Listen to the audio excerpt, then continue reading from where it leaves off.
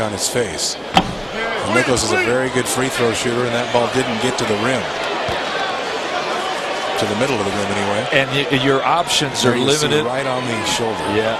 Your options are limited when you go against the Suns. If you try to pick up tempo, that probably plays just in your hands. Remember, the Blazers are number 30 in fast break points, so they're not a team that's used to running it up and down and scoring, but you know they're going to have to open it up to try to get back in this game. Batum had the torn labrum end of the summer, underwent surgery, missed the first 45 games of the year. Blazers allow a dunk by Richardson inside. Richardson already with 21. Blazers call a 20-second timeout. And you can understand the ball movement and the three-point shooting, but when they're walking to the rim and dunking, and there goes Batum, and I wouldn't be a bit surprised if you don't see him back tonight. No. And a lot of people nationally ask the question, those who have been following this Blazer team, which probably not many if they're in the Eastern time zone because it's late. Yes. But a lot of people asking the question when hearing about the Batum injury in Game 2, is this the final backbreaker for Portland this year? They've overcome so much already, so many injuries. Can they possibly do it again in this case, or is this the one that sinks them once and for all? Well, it hurt their defense at the start of the year, and it's just catapulted it. 360 minutes injuries, Here's games the Batum, lost. where the injury to Batum on right there at the end of Game 2, not the end, but midway through Game 2. And this is Nicholas before the game tonight. That's about all he could do, was take a shot and then drop the shoulder down. But after taking a couple of blows early, and then that one where he went down on the court, I think he's done. If you want to see him Saturday, he's likely done. Webster a long three. Miller offensive rebound over Grant Hill. 90 seconds for the second quarter.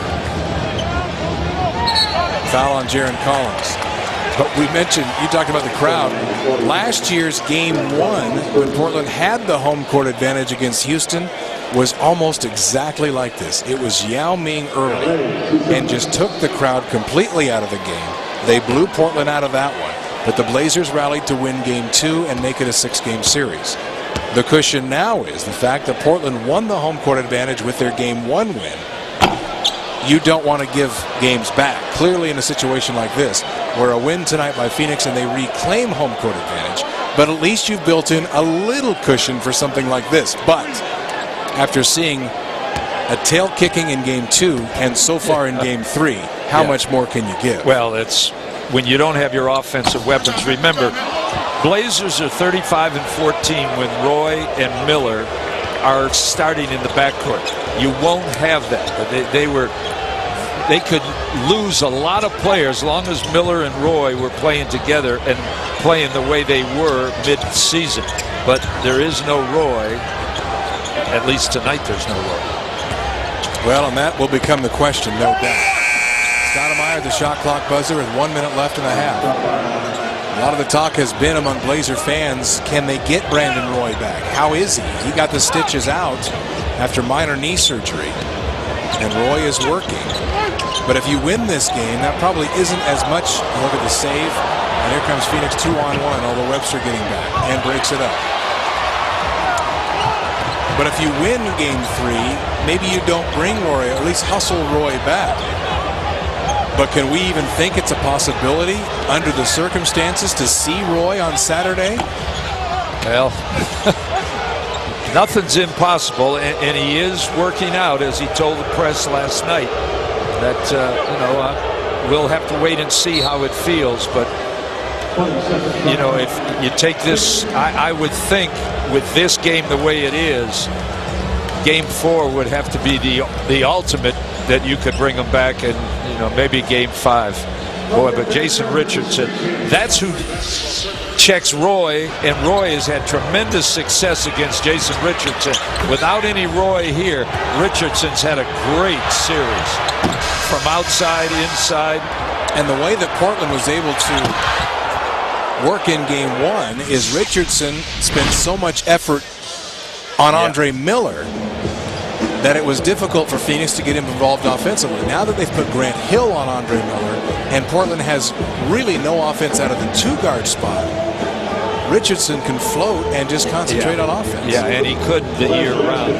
Roy, the last 2 years, has averaged 27 a game against Jason Richardson. And I'm sure if Roy was playing tonight, Richardson would have to check him. And this game 4 set for Saturday, an early start here in Portland. And there's Brandon Roy.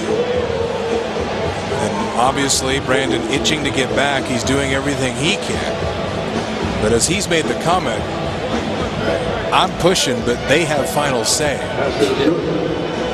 And as Nate McMillan and his staff have said, when Brandon tells us he's ready, we're going to play him. Roy has done some treadmill work. He's done some light shooting on the knee where he had the partial tear of the meniscus.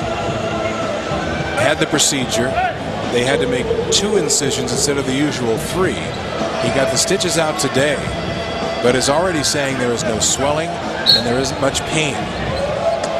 And as you said, he did some shooting, so he would know that. And if you were ever going to rush him back, you got to think. Yeah. If things go this way for the rest of the night, Blazers a foul to give, Bayless takes it.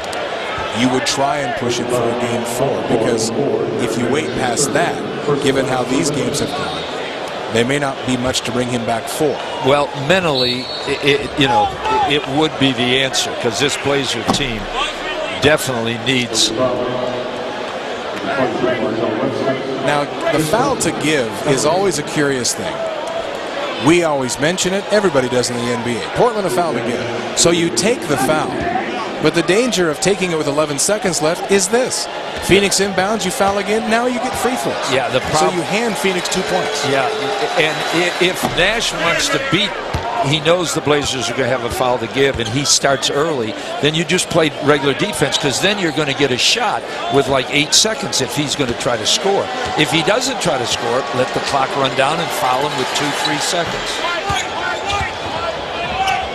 Now he gets 2 foul shots, and the Blazers do get the shot.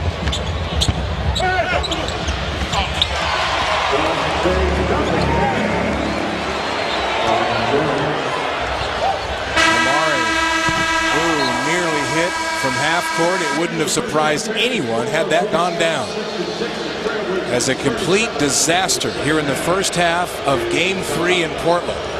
The crowd was ready to get involved, but like last year's Game 1 against Houston, they were taken out of the game.